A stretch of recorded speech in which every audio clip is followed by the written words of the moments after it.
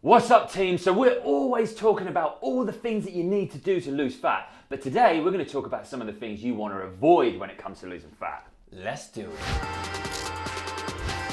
First thing we want to avoid is throwing everything at our fat loss goals. Fact. The reason this is because if we go, right, we need to create a calorie deficit, which we know we need to make fat loss. We're gonna take calories right down. That's gonna be lovely and low. We're definitely gonna lose fat on that. We're gonna throw extra cardio sessions in there and we're gonna do our weight training on top. Brilliant. For a few weeks, we're gonna lose loads of fat and then suddenly we're gonna hit a grinding halt. Very nicely on. We like that. It's very good. So we're gonna hit sticking points. What happens there is basically our body gets used to the deficit we created and it goes, do you know what? If you want me to lose more fat, I'm gonna be stubborn. You need to give me more of a deficit. You need to take more away. It goes, Dad, I want more. Yeah. More, Dad. So basically that means you've got to do more exercise, eat less calories, or a conjunction of both.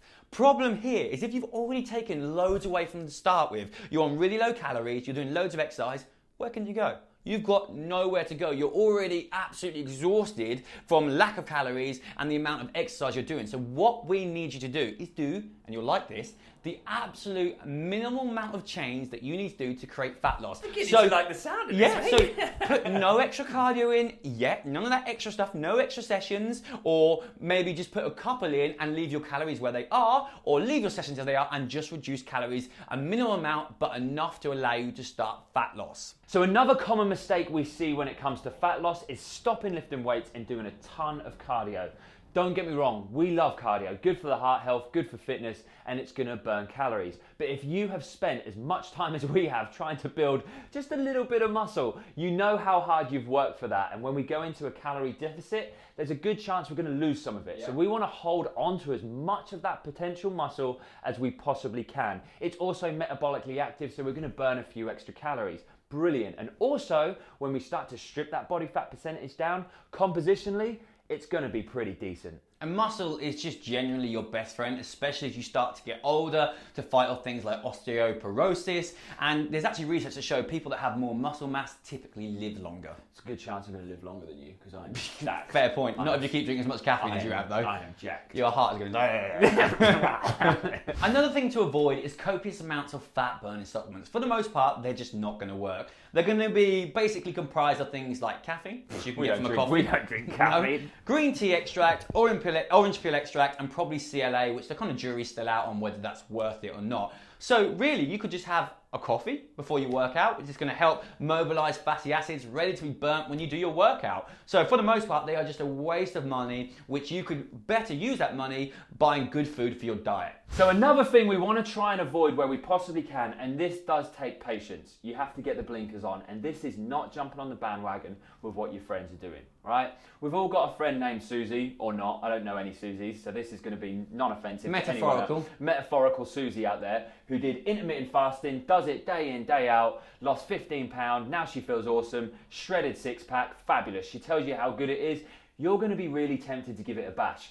But she might have a super busy lifestyle in the morning, takes the kids to school, takes the dog out for a walk, and it's 12 o'clock. When she breaks her fast, she hasn't even thought about it. But if you're a carb monster and love your poached egg on toast first thing in the morning, intermittent fasting in a few weeks, is it really going to work? No. So take the time to find out what really is going to fit into your lifestyle and hit that approach and trust it. Yeah, the mechanism of every single diet is a calorie deficit. Sure, some have health benefits in some aspects. Maybe it's a ketogenic diet can be really good for people with PCOS, for example, and then a high carb diet might be great for performance. It all depends on the person, but they all create fat loss, if that's your goal, via a calorie deficit. Okay, I want to finish this video on one thing I want you to do, and that's I want you to back yourself.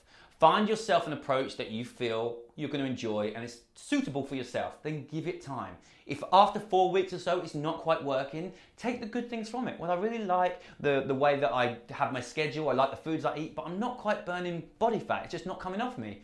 Okay, so you need to create more of a deficit. So do you do more exercise? Do you reduce your calories a little bit? And just give it time. I understand if you've never had a diet that's worked for you before, you can be very twitchy. Like, is this working? Isn't? Or maybe I need to chop, need to change. But until you stop, slow down, give yourself time, take a step back to review things, you will basically, for want of a better phrase, be pissing into the wind. Very, very true. So in summary, it's always better to be consistently good over a long period of time than sporadically awesome. So you do a couple of weeks where you're like, this was amazing, then you fall off the wagon, go back round, start again, up and down. And that's what we want to avoid where we possibly can. And we do that by finding a protocol that works for ourselves and giving it time. That's what I was about to say, giving it time. Give it time. So on that note, guys, I hope this video helped you. If you enjoyed it, please give us a massive thumbs up, subscribe if you haven't, and we'll see you in the next one. So another common mistake when we... Bollocks. You have had way too much caffeine. I've had a lot of caffeine. Okay, have you farted? No. Okay, have you fired? We've all got a friend named Susie who did intermittent fasting. She lost 15 pounds in a couple of weeks, feels bloody awesome, and it worked for her. So she is doing that. It's been great, and she talks about it to you all the time, and you're like, okay, Susie, I fucking get it. It worked for you. I literally know no one calls Susie. I don't know Susie.